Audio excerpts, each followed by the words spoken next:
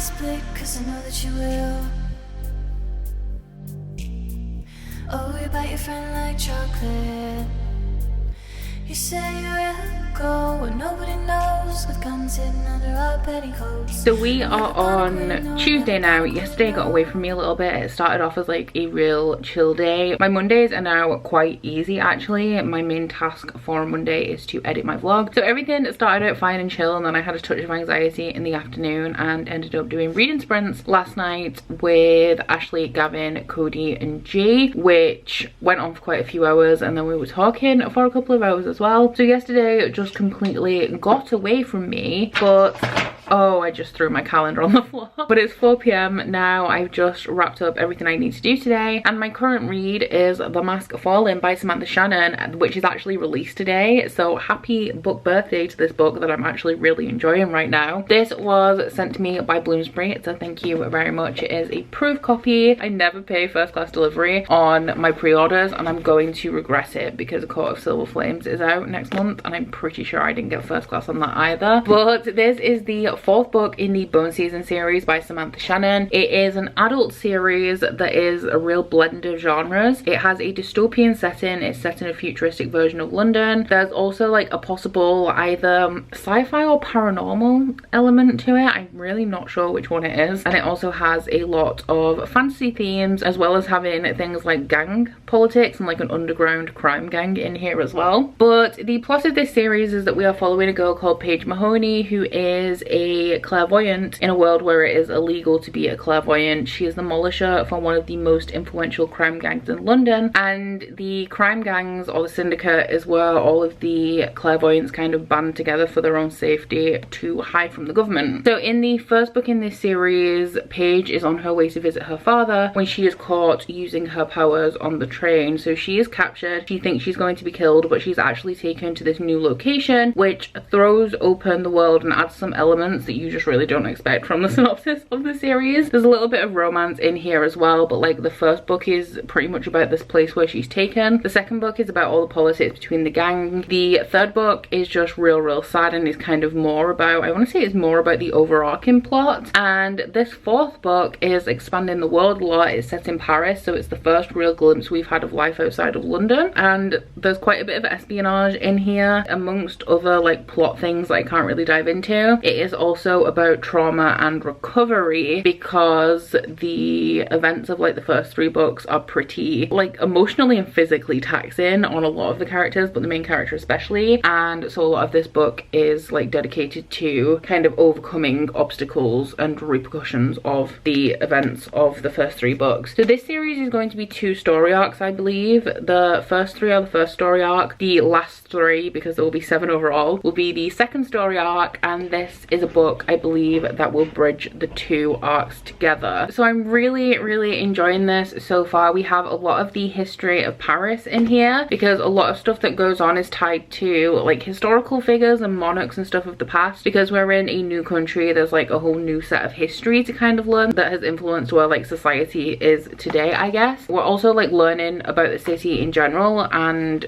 developing the plot. Like it's heading in a different direction now, and I'm just so interested. I've already had one revelation in here. People seem to be excited to see what I think of the last 100 pages, and I do believe there are quite a few like reveals throughout this in general. But I'm on page 200, so I've got around 260 pages left of this. Ideally I wanted to finish this yesterday, but with sprints I only read about 70 pages, so I'm going to be doing a lot of reading tonight, hopefully finishing this tomorrow. I especially wanted it done before its release. Ideally would have finished it last week, but sadly that is not the case. So I'm hoping to finish that tomorrow, and then I have 2 books left on my Bookopoly TBR. I absolutely know that I'm not going to finish both of them, but I would like to finish one and also manage to make a start on the last one. So for now I have around an hour to kill, and I guess the smart thing to do would be to get some reading in. But what I'm actually going to do is play The Sims for a little while. I have just under an hour until I have to start cooking dinner, because I'm making spaghetti bolognese for dinner again, which ironically was what I was making for dinner in the first clip of last week's vlog, it's something that I didn't know that I liked, because real irrelevant thing you don't need to know about me, I don't like tomato based sauces. So that means that I struggle with pasta, because I like pasta but a lot of Italian sauces are tomato based. But I went to Ashley's like some point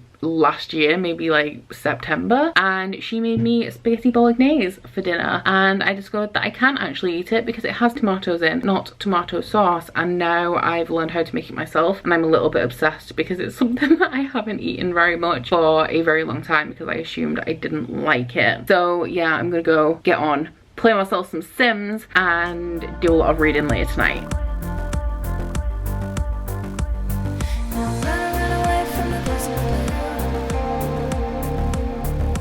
Hey, so I'm just doing a little bit of a check-in to say I've been feeling a bit weird today. It's nothing major, it's just I've always had this thing, and I think it stems from my mum, not like in a mean way, just like in a, things that mums typically say. But I filmed my video for tomorrow, and it's only a short one. I think it's come to 11 minutes edited, but it was only like 15 minutes full footage, and I've put like a full face of makeup on just because I do when I film. I also filmed a clip for a collab, and I filmed an update for a behind the scenes video that one of my patrons requested, and I just felt really guilty because it took me like less than 2 hours to do all of that filming, probably an hour in total, and I put on a full face of makeup, and I just, yeah, was wondering whether anybody else felt like that, because makeup makes me feel guilty because like I don't need it now. And I do think it stems from my mum. Like if we were ever going anywhere when I was a teenager, she'd be like, we're only going to the shop, you don't need to wear makeup, like it's a waste to put on makeup to go to the shop, and stuff like that. That's just kind of stuck with me. But anyway, I went through all of that tangent just to say that I've actually filmed my Bookopoly TBR earlier than I intended to, because I was going to do it on Saturday, but by 2:30 this afternoon I'd already filmed everything that I needed to film, edited the collab and my video for tomorrow. So I thought, while I was feeling guilty about makeup anyway, and I had all this extra time, I may as well just film Bookopoly, and then I don't have to do it on Saturday. So that is all done now, and my Bookopoly TBR is actually looking real reasonable. Like I'm gonna end up carrying over Ship of Destiny into February a bit, I think, but my Bookopoly TBR plus my Patreon pick comes to 2,300 pages, that's all. There's lots of stuff that I want to read outside of that that isn't even on my TBR, but generally speaking, that is a real easy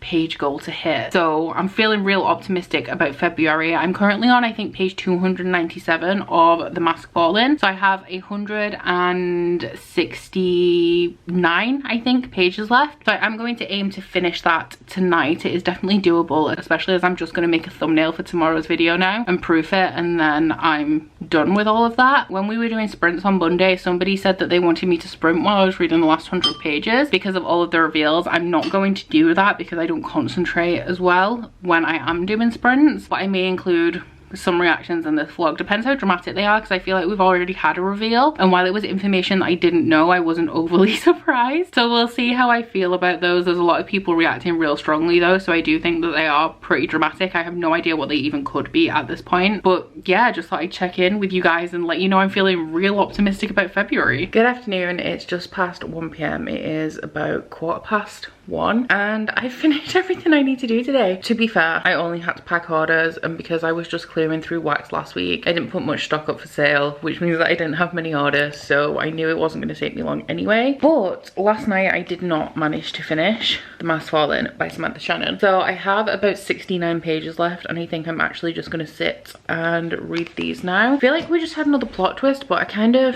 didn't see it coming as in like far in advance, but one of the last scenes between two characters, I knew something was going to happen because of like the way that it was written. So once again, I wasn't particularly shocked by that. People do still seem to be losing their minds over this though, so we'll see how I go, I guess. I have been feeling quite sensitive recently, you guys know. I cried over Oathbringer, and I don't think I told you, I finished season 2 of The Mandalorian last week, and I was devastated. Like, I don't want to go into spoilers for it, but the ending is both happy and sad, but I took it in the worst possible way, and I sobbed, and I'm just like devastated. If you guys haven't watched The Mandalorian, I would recommend that you do that. It's actually really good. I'm not a big fan of Star Wars just because of the kind of like acting style and the directing style of Star Wars. It is a stylistic choice. It's not one that I'm particularly fond of. I enjoy them enough, but I'm not super attached attached to them, but all you really need to know to watch The Mandalorian is the basics. So it's set in between like the 70s trilogy and the newest trilogy. So all you really need to know is like Empire is bad, Rebellion is good, Sith is bad, Jedi is good. If you know more, it makes the experience better. But just if you have a vague idea of who all the main players are throughout Star Wars, like Luke Skywalker, Leia, Obi-Wan Kenobi, all of that, if you just know the basics, you're good to watch The Mandalorian. And I would recommend it. But yeah, I cried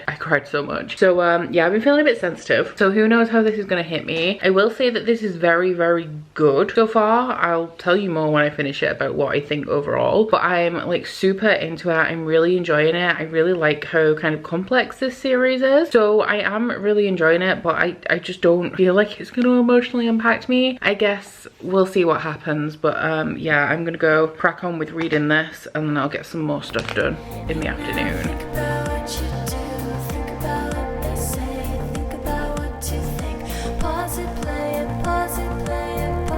If I'm on page 452, I have 14, I think, pages left. I think I've just realized something.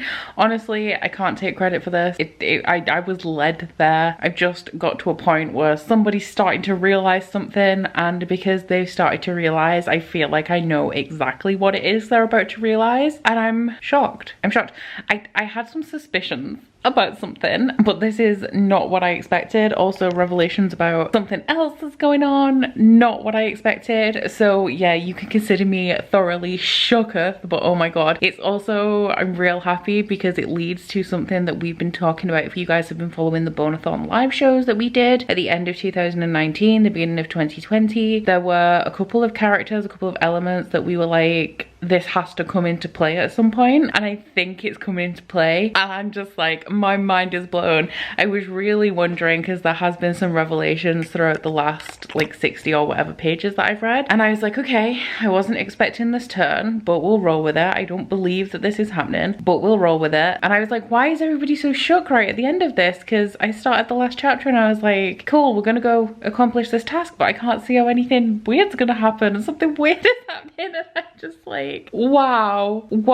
So yeah, I'm gonna go read those last 14 pages, but oh my god, the plot has thickened, and I know how long it takes Samantha Shannon to write these books. It's been 4 years since The Song Rising, near enough, and I think she's currently working on like a Priory of the Orange Tree companion story, like something set in that world, and I'm like, can we focus, Samantha, please? Can we bring it back for the bone season? Because I just need this series to be over. It's so intricate, and yeah, oh my god, I love it. Hey, so I finished The Mask Fallen about 20 minutes ago. I've been in the Bonathon Discord looking at theories and stuff. I think we all seem to be pretty much on the same page, but then I started deep diving into the etymology of names. But before I talk about my feelings on that book, I do want to open this parcel. You'll see why in a minute, why I'm doing this like right this minute. Da, da, da. My finished copy of Mask Fallen arrived. Is this one the Waterstones edition? Was there a Waterstones edition? I do not even remember anymore. I do really like those end pages though, they're really cool. And yes, we have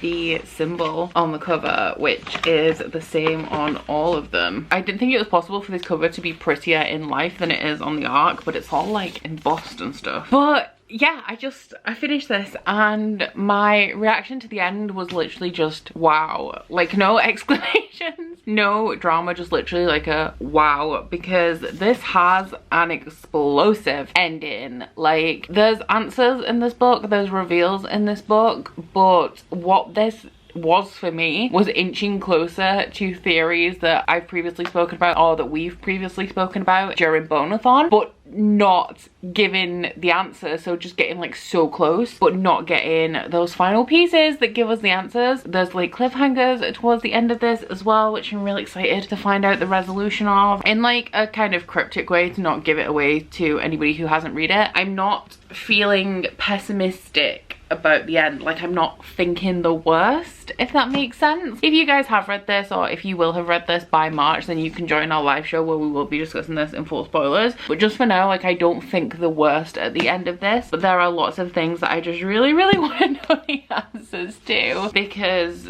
yeah, the thing that I love the most about this, just how complex and intricate it is, and how like it calls back to things like Paige's history before the start of the series, and how there's still like a lot of mystery surrounding characters, as well as it just being well put together. It really plays into the characters of an underground of criminals. Like, we all know you shouldn't trust criminals and things like that, but if you are a criminal, then you are obviously more inclined to trust them because you are one of them. But no, like, by nature criminals are untrustworthy, so there's a lot of reveals and things surrounding stuff like that as well, which I really enjoy because it's just really fitting to the setting and the characters. I did have a couple of issues with this, and one is that Paige is just, she remains to be infuriating, and every time I pick up one of these books I forget how infuriating she truly is. She's essentially one of those characters who, if she's told to do something or she's told not to do something, she will do it anyway because she thinks that she knows best, and that's gotten her into countless episodes of trouble throughout this series, and it continues to do so throughout this book. I think that elements of this is a little bit repetitive. I will say that being captured is a recurring thing throughout all of the series. Like, as I told you guys in the synopsis, this is about a girl who gets captured for using her ability and taken to a place, and that just keeps being used over and over and over again throughout the series. She's captured multiple times just in this one book, and that kind of leads into my next criticism of it, and that is that Samantha Shannon, like in Priory of the Orange Tree, skips over so much. So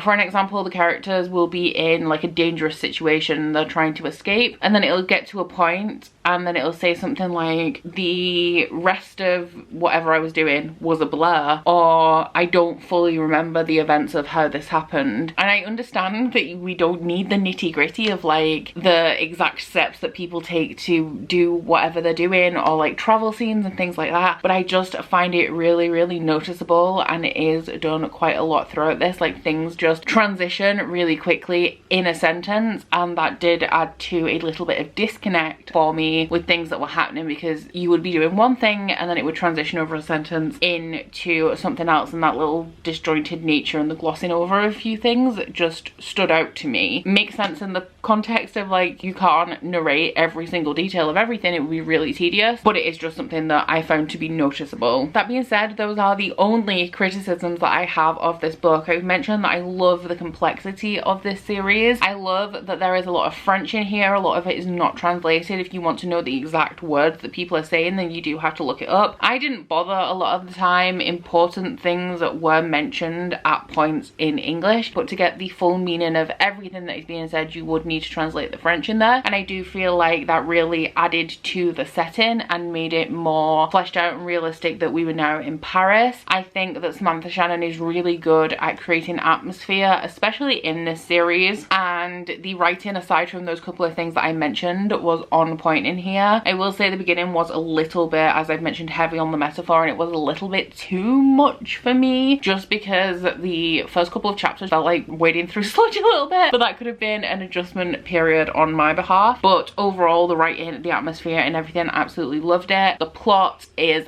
fantastic throughout this series. I just wish that there wasn't so long between books because of how fantastic and intricate the plot is, and obviously that takes some time to write, to create something so intricate where all of the pieces fit together perfectly. But like, I just need to know the full picture because every little thing is kind of relevant and always leads to more questions that I would really like the answers to. But yeah, 5 stars, really, really loved it. There's only, actually no, I was gonna say there's only one installment in this series I've given 4 stars, but that's not true because it was the novella and I'm just less inclined to like novellas and shorter things anyway. But for my Bookopoly TBR, this one was to read a science fiction. Real glad that I've read this. I really enjoyed it a lot. Thank you so much to Bloomsbury for sending me an arc of this as well. So that is another book down. We are on Thursday at 4 p.m. now, and I have 2 books left on my TBR, and I filmed Bookopoly yesterday, so I don't even know what I've done with them now. So these 2 books that I have left are The Year of the Witching by Alexis Henderson. This one is an adult horror and I had it in for other, and Ship of Destiny by Robin Hobb, which I have in for fantasy, and it's real big. So I've accepted I'm not going to finish this before the end of the month, but I would like to start it. But before I do that,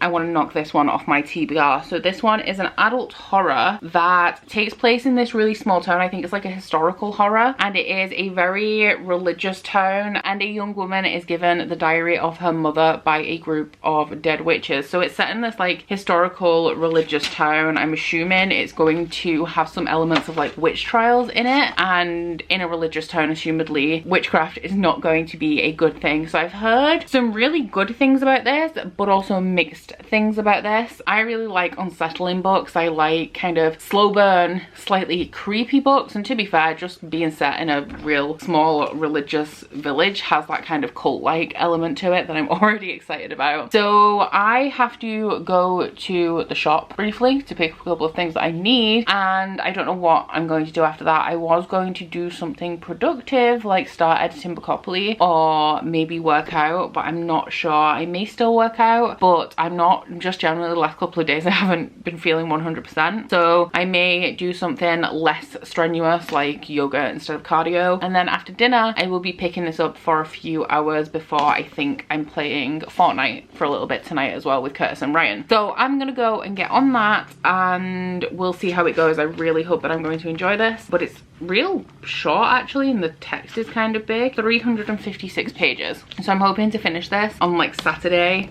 so that I can make a start on this one and avoid Bookopoly punishment. Hey, so it has been a few days, and honestly I've been busy. I've been doing stuff, but most of the stuff I've been doing has been like on my computer, so it just feels like I've lost 2 or 3 days of my life. Today I spent a lot of time finishing reading the book I'm going to talk to you guys about that I haven't spoken about since I started it, but everything else I've been doing is like admin on my computer, and it's real like tedious stuff, like replying to one email, checking out on one thing I need to buy, editing one thumbnail. And then yesterday I woke up late, hated myself for it. I woke up real late. I'm not even going to tell you when I woke up, and then spent 7 hours rebranding my channel on a whim. So yeah, I've just kind of been stewing in my comfy clothes for 2 days. I'm gonna have a bath tonight. It's gonna be glorious. But I'm here to talk to you because I have finished The Year of the Witching by Alexis Henderson. So this it's an adult horror, but it reads like young adult in like the writing style. But we're following a girl called Emmanuelle, and her mother died giving birth to her. Now there's like suspicious circumstances surrounding her birth. Her mother was married to this guy called the Prophet, and in this world men can have multiple wives, so she was one of the Prophet's wives, but she was in love with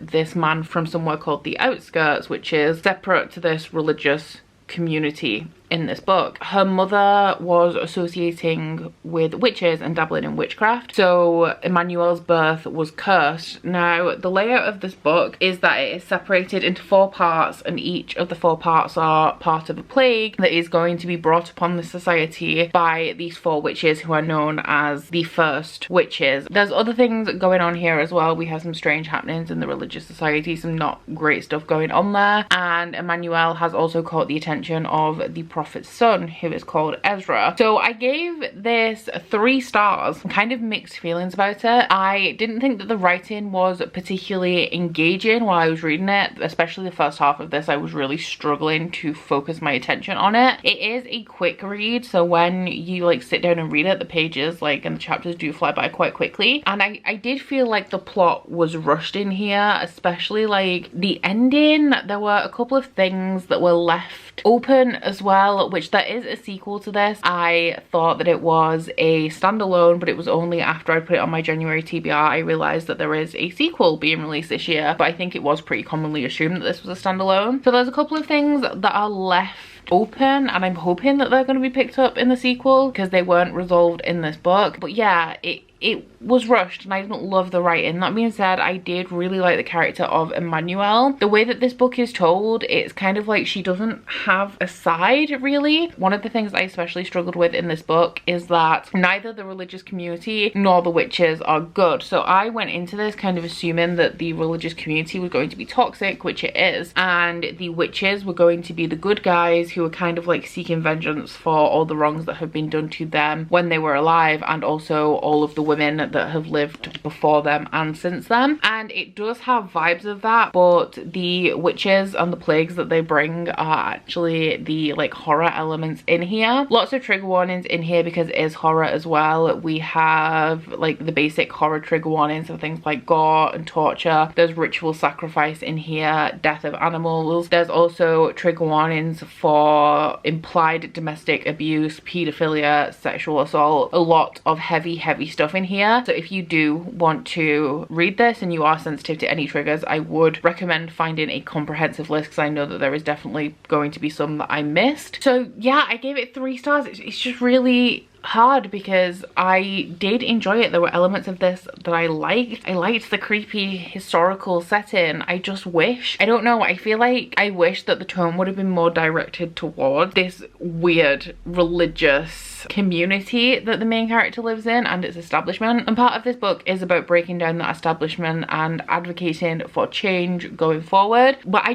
you know, I think what it is that the character showed way too much restraint and way too much mercy. I would have razed this place to the fucking ground. So yeah, I guess I'm a little bit unsatisfied with the restraint and mercy that she showed, although it does serve a purpose and make sense in context of the book. When I was reading the beginning of this, I really didn't think I was going to like it, and I wasn't sure if I was going to bother reading the sequel. When I got to the end, I don't know, I didn't overwhelmingly love it. I guess I will keep an eye out for the sequel. Depends what direction the sequel's going in as well, because I assumed it was a standalone, so I don't really have much of an idea where we're going to be going forward with this series. But I may pick it up and check it out. We'll see how I feel at the time. So this was on my Bookopoly TBR for the prompt other. My new Bookopoly TBR has just gone up, and in that I still had quite a lot to read at the time that I filmed it, and I said that I would definitely be done with Year of the Witching, or hopefully be done, and then I could make a start on my last book of the month. However, currently it is 2 minutes to 7 p.m. on Sunday night, and I have not started my final book yet, but I am going to do it. My plans for the evening is that I have dinner in the oven right now that's going to be ready in around 20 to 25 minutes. While we're eating, we're going to watch Star Wars, because I've seen all of the old Star Wars and the first one of the new trilogy, and I've also seen all the in-between movies as well. Only once. I think I've spoken before about how I'm not a huge fan of Star Wars. Actually, it might have been in this vlog, but Curtis rewatched everything from the beginning, and I've been waiting for him to get to the point where we were up to, which is the new trilogy, so that I could finish up my watch of that, because I'm not a huge fan, but I do at least want to watch them just because they are so big, and it's like everybody's seen Star Wars, you know. So while we're eating, we're going to be watching the second of that trilogy. Is it The Last Jedi? The Lost Jedi? Whatever that is. We're going to be watching that. And then I'm going to have a bath, which I'm really excited about. I really want some steam to cleanse my pores right now. And I'm going to be starting the Ship of Destiny, which is book 3 in the Live Ship Traders by Robin Hobb. So I'm not going to go into great detail about what this is about, because it is going to go into next week as well, but it's adult epic fantasy, the 3rd book in the 2nd trilogy in Robin Hobb's Roll of the Eldling series. The live show for this is going to be on the 13th of February on Zafina's channel at 8 p.m. I think. It's on a Saturday instead of a Sunday this month, because I have a live show nearly every Sunday. The only Sunday I don't have a live show, I think, is Valentine's Day, so we've moved it to Saturday for this one. However, it is also a pull-a-thon next week, and I have a little bit of a themed reading vlog that I want to do for that. So my plan for next week is going to be to read my pull-a-thon TBR, and then also read sections of this every day, and then mainly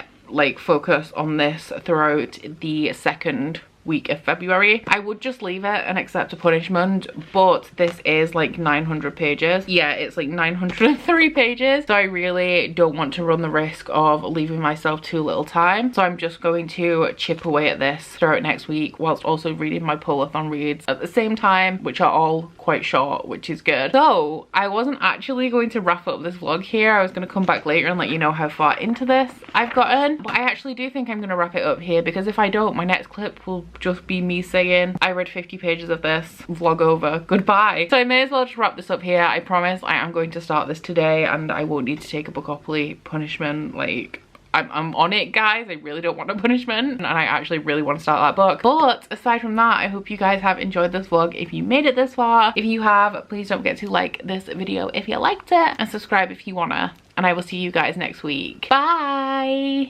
Oh, you bite your friend like chocolate. You say you will go where nobody knows, with guns hidden under our our petticoats. We're never gonna quit it, no, we're never gonna quit it, no.